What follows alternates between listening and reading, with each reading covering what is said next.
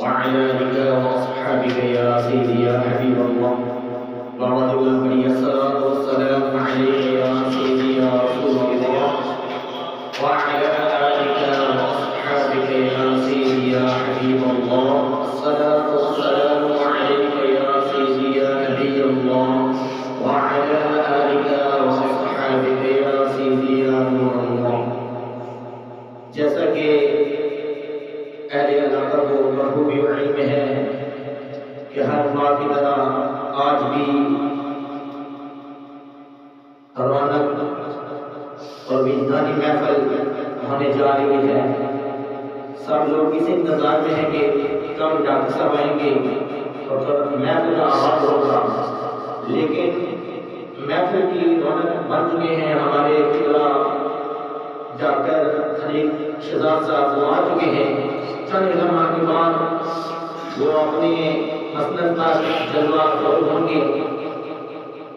मुख्तसर सी महफिल होगी और इसके बाद बाकायदा तौर पर तलावत और इसके बाद नात और उसके बाद बयान होगा। जहाँ जहाँ तक मेरी आवाज़ जा रही है तमाम आशिकान रसूल से इल्तिमास की जाती है कि वो अपने घरों को छोड़कर मस्जिद में आए ताकि महफिल शुरू किया जाए। जहाँ जहाँ तक मेरी आवाज़ आ रही है तमाम सुनने वालों से गुजारिश है कि वो मस्जिद में तशरीफ लें।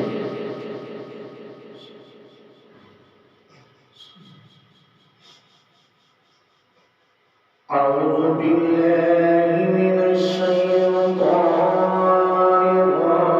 रजीम।